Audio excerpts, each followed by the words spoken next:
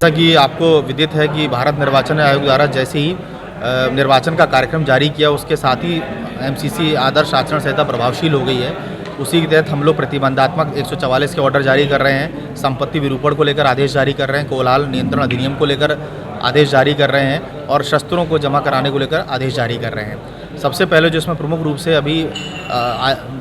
MCC की घोषणा के साथ ही संपत्ति विरूपण को लेकर हमारी टीमें फील्ड में एक्टिव हो गई हैं और जो भी शासकीय परिसर है, शासकीय संपत्ति भी किसी तरीके कुछ भी लिखा हुआ उसको हम लोग कार्रवाई करने का काम कर रहे हैं। इसी तरह पब्लिक प्रॉपर्टी को 48 घंटे के भीतर करना और निजी संपत्तियों पे भी कार्रवाई करनी, उसके लिए अलग अलग सीमा बताई गई है और जहाँ जहाँ आवश्यक हो हमारी टीमें कार्रवाई कर रही हैं। और यदि एमसीसी में किस तरीके से जो राजनीतिक दलों के व्यक्तियों को बिहेव करना है, क्या क्या चीज़ों को ध्यान रखना है, किन चीज़ों को अवॉइड करना है, उसको लेकर अभी स्टैंडिंग कमेटी की बैठक हुई है, जिसमें सभी पार्टी के प्रमुख लोग उपस्थित थे और उनकी उपस्थिति में एमसीसी के बारे में क्या क्या चीज़ें करनी है, सभा स्थल जुलूस को लेकर, जो हमारे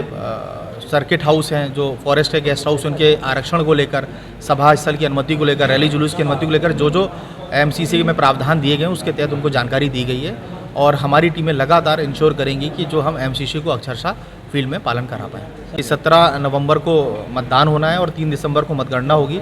जो फॉर्म भरने का कार्रवाई है वो 21 तारीख से प्रारंभ होगी और जो आखिरी दिन है वो 30 अक्टूबर आखिरी दिन नॉमिनेशन का है। स्क्रूटनी का दिन 31 अक्टूबर है और जो नाम वापसी वो 2 नवंबर को निर्धारित किया गया है। जैसा कि आपको पता है, जो सेकंड एसएसआर है उसमें जो हमारा 4 अक्टूबर को ही हम लोगों ने अंतिम जो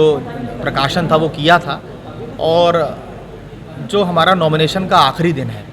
इसका उसके 10 दिन पहले तक जो भी फॉर्म आ पाएंगे उनको हम प्रोसेस कर पाएंगे। मतदान केंद्र में इस बात का ध्यान रखा जाता है कि जो हमारे मतदाता उनको बहुत अधिक चलना ना पड़े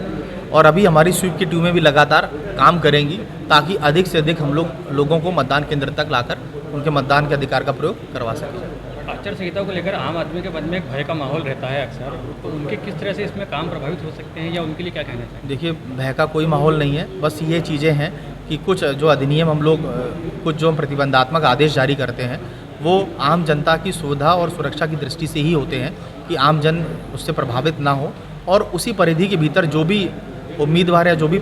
राजनीतिक लोग प्रचार प्रसार करते हैं या कोई भी आयोजन करते हैं तो उसमें एक चेक रहे, एक रेगुलेशन रहे और उससे जनता को भी किसी तरीके से कोई अव्यवस्था या असुविधा उत्पन्न ना हो।